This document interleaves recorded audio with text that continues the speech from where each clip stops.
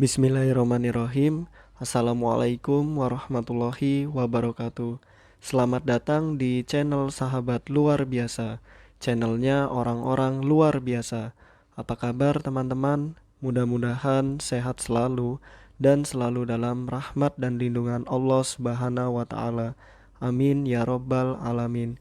Bagi teman-teman yang baru menemukan channel ini, agar tidak ketinggalan informasi yang insya Allah menarik dan bermanfaat, jika berkenan silahkan like, komen, dan bagikan video ini, serta subscribe dan nyalakan tombol notifikasinya.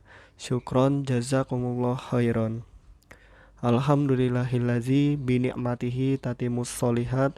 Segala puji hanya milik Allah, yang dengan segala nikmatnya segala kebaikan menjadi sempurna.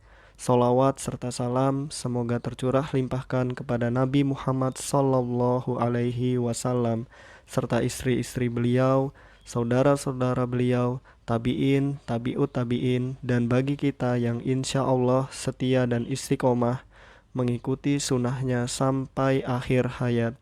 Amin ya robbal alamin. Rabbi syrohli sodri wa yasirli amri wahlul uqdatam min lisani yafqahu qawli.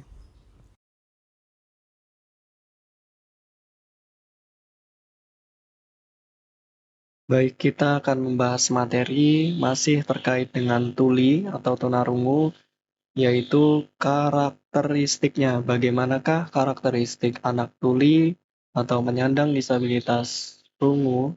Nah, ini bukan menurut saya ya teman-teman, tapi menurut Van Uden dan Meadow dalam Gunawan dan Yuwati tahun 2000.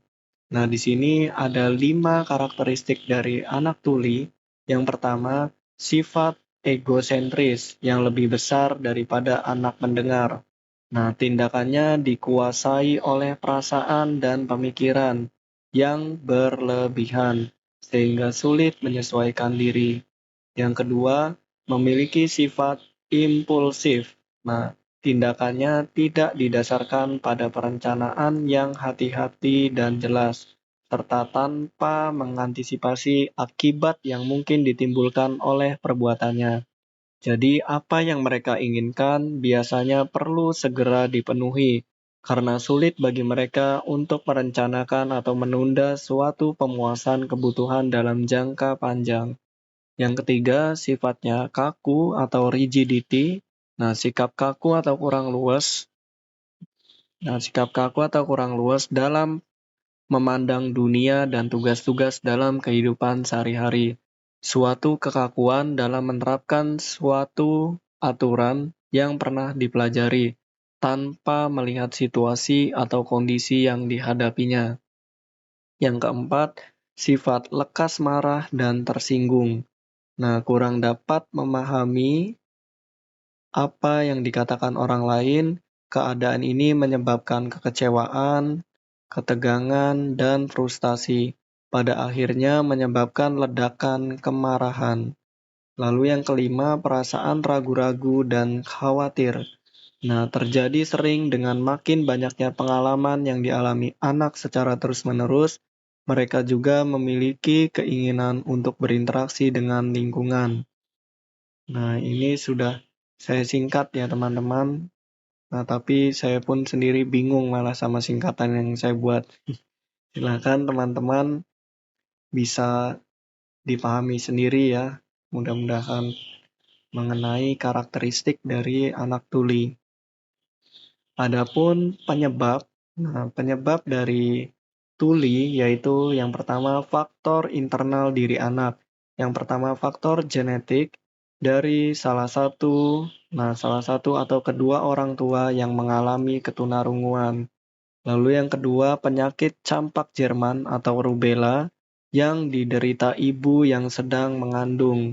Yang ketiga keracunan darah atau toksaminia yang diderita ibu yang sedang mengandung. Nah, berarti ketika ibu sedang mengandung, ini sangat hati-hati ya teman-teman. Penuhilah gizinya, disayang, diperhatikan ya teman-teman, karena di saat ibu mengandung itu sangat berpengaruh sekali untuk janinnya. Seperti itu. Nah, ini sudah saya singkat GRT.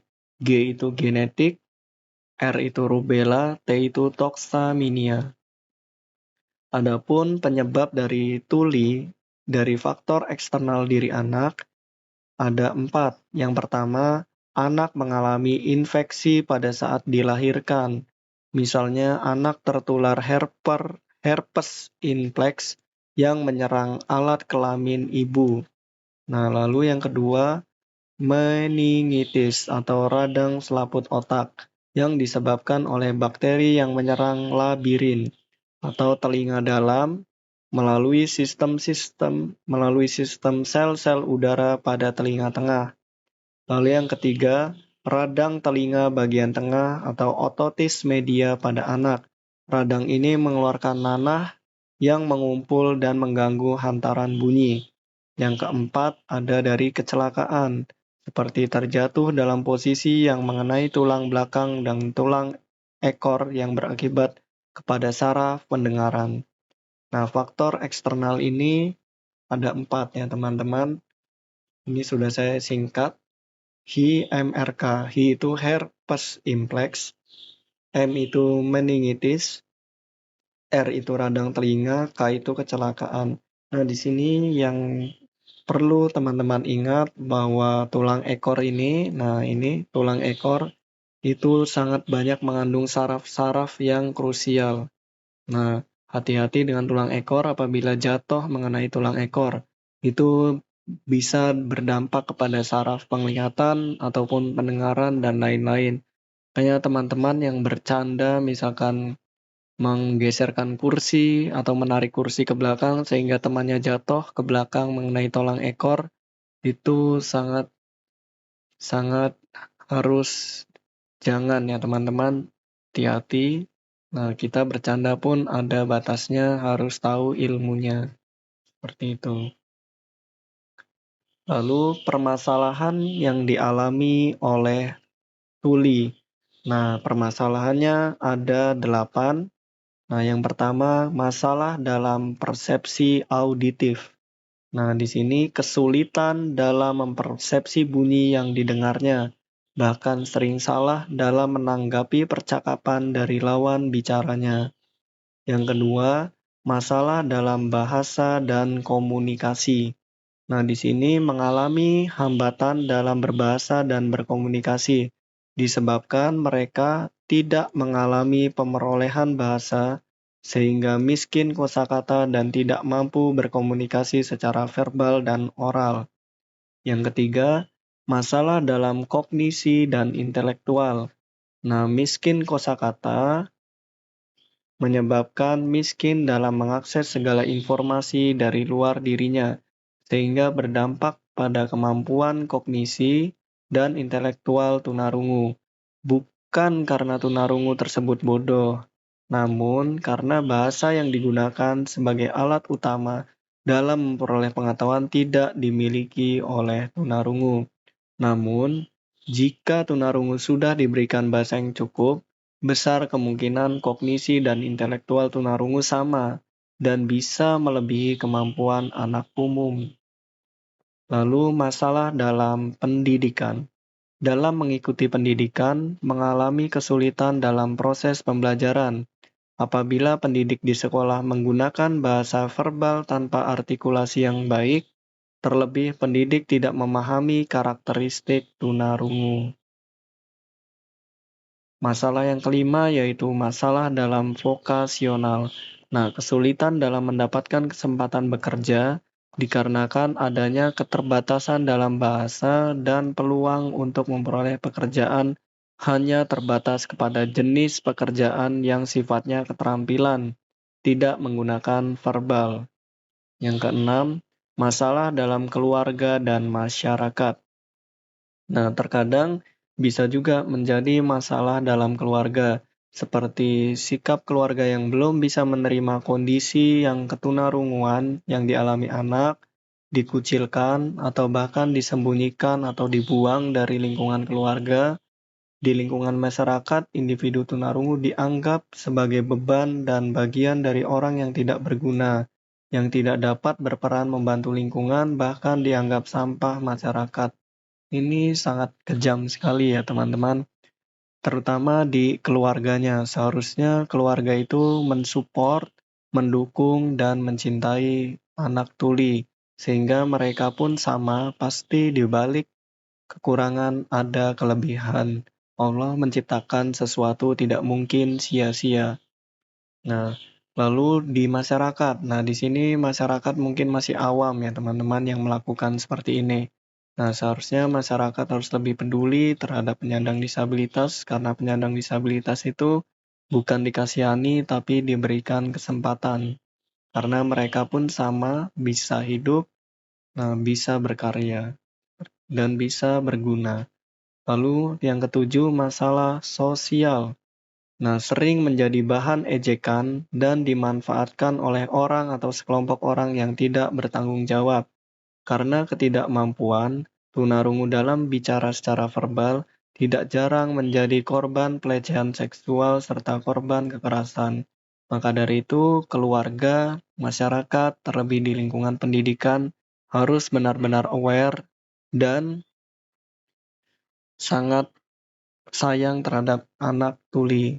Nah, karena mereka itu sering menjadi korban pelecehan ataupun korban kekerasan. Lalu masalah emosi. Nah, tidak mampu dalam menyikapi berbagai keadaan, suasana yang mengaitkan perasaan dan emosi seperti rasa senang, sedih, bahagia, marah, dan gembira, baik yang terjadi dalam lingkungan di sekitarnya maupun dalam dirinya. Untuk itu perlu dilatihkan, dibiasakan, diajarkan bagaimana menyikapi hal-hal tersebut. Nah, ini ada singkatan ABK KSEPV. Nah, A itu auditif ya teman-teman, B itu bahasa dan komunikasi, K itu kognisi dan intelektual. Nah, K-nya lagi apa teman-teman? Keluarga. Nah, S itu sosial, E itu emosi, P adalah pendidikan, dan V adalah vokasional. Nah, dari semua kendala yang ada, maka dampak paling besar pada ketunarunguan adalah terjadinya kemiskinan bahasa. Menurut UDEN tahun 1977 dan MIDAU tahun 1980 dalam Gunawan dan Yuwati tahun 2000. Nah, dampak ketunarunguan adalah kemiskinan dalam penguasaan bahasa secara keseluruhan. Menurut Lake tahun 1994 dalam Nugroho tahun 2004. Baik teman-teman, mungkin itu saja yang dapat saya bagikan.